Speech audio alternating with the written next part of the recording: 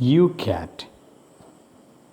The fifth commandment: You shall not kill. Question number 378. Why is it not permissible to take one's own life or the life of others? God alone is Lord over life and death, except in case of a legitimate self-defense of oneself or another. No one may kill another human being. An attack on life is a sacrilege committed against God. Human life is sacred. This means that it belongs to God. It is His property. Even our own life is only entrusted to us.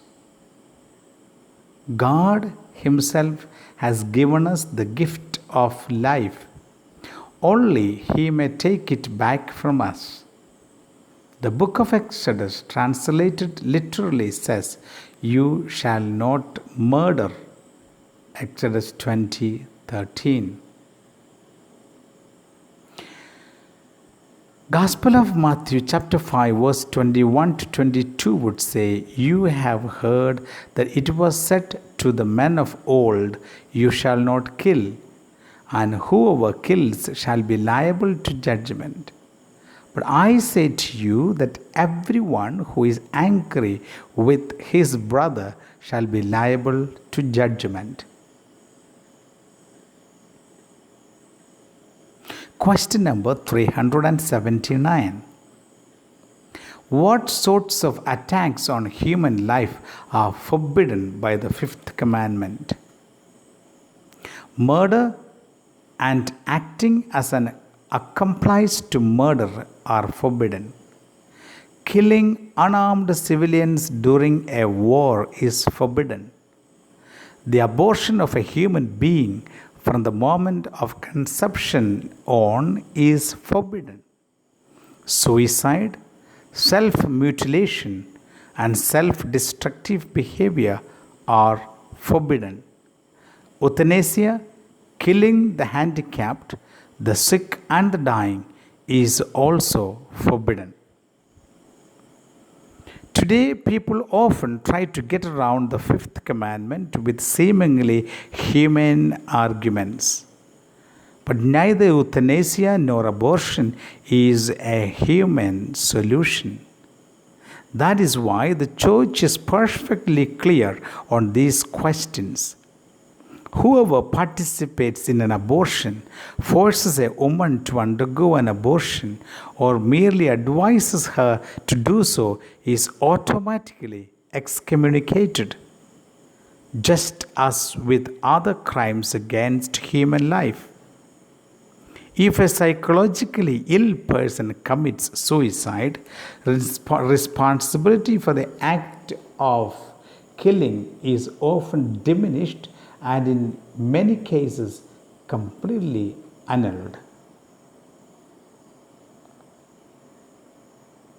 The beginnings at very first were merely a subtle shift in emphasis in the basic attitude of the physicians. It started with acceptance of the attitude basic in the euthanasia movement, that there is such a thing as life not worthy to be lived. This attitude in its early stages concerned itself merely with the severely and chronically sick. Gradually, the sphere of those to be included in this category was enlarged to encompass the socially unproductive, the ideologically unwanted, the racially unwanted, and finally all non-Germans. But it is important to realize that the infinitely small wedged in lever from which this entire trend of mind received its impetus was the attitude towards the non-rehabilitably sick, says Leo Alexander, a Jewish American physician, on the Nazis' crime of euthanasia. Question number 380. Why is it permissible to tolerate the killing of another human being in the case of legitimate self-defense? Someone who is actually attacking the lives of others may and must be stopped, if necessary, by killing the attacker himself. Legitimate defense against the aggression is not only a right for someone who bears the responsibility for the lives of others, it can even become a duty. Nevertheless, legitimate defense must not employ wrong, inappropriately harsh methods. Question number 381. Why is the Church opposed to capital punishment?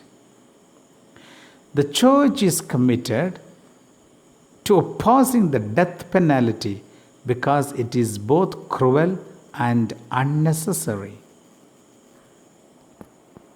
Every legitimate state has, in principle, the right to punish crime appropriately. The Evangelium Vitae, the Pope does not say that the use of the death penalty is in every respect an unacceptable and illegitimate punishment. To take the life of a criminal is an extreme measure to which the state would resort only in case of absolute necessity. This necessity arises when the only way to protect human society is by killing the convicted criminal. But such cases, says Pope John Paul II, are very rare, if not practically non-existent. A punishment imposed by the state must satisfy 4 criteria in order to be appropriate and just. Number 1, it should make amends for the crime. 2, the state intends thereby to restore public order and to provide for the security of its citizens. Number 3, the punishment should improve the guilty party. Number 4, the punishment corresponds to the seriousness of the crime. Question number 382. Is it permissible to offer assistance in dying? To bring about death directly is always against the commandment, "You shall not kill," Exodus 20:13. In contrast, to stand by and assist a dying person is humane and even obligatory. What really matters is whether a dying person is killed or allowed to die. Someone who kills a dying person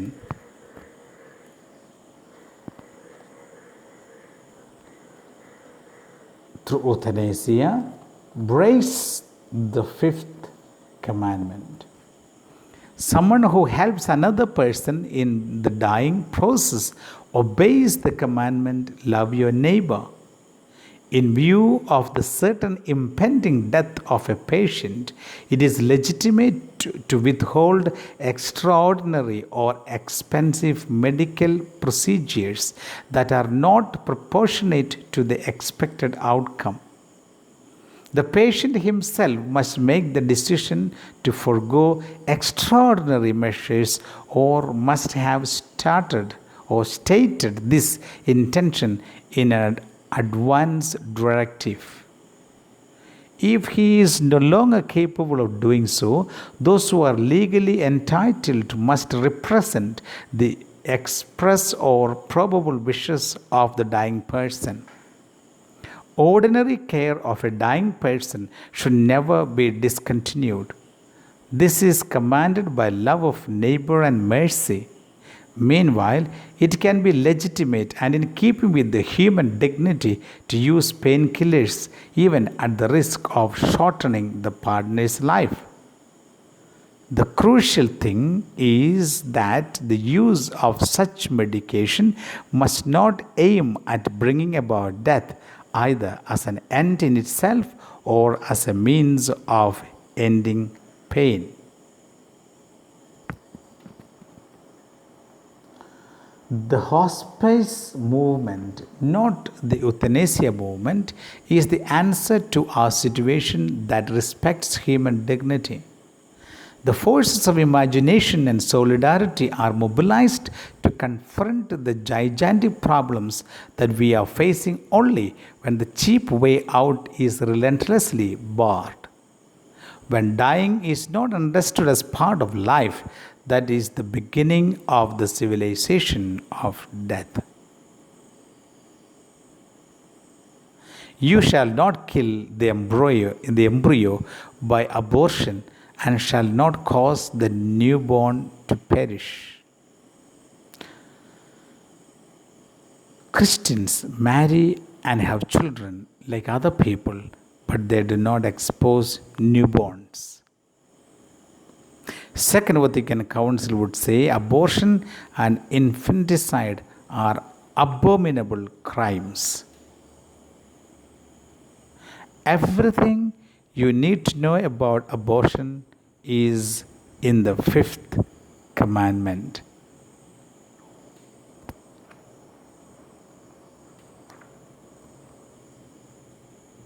People should not die at the hand of another person, but rather with another person on hand. God bless you all.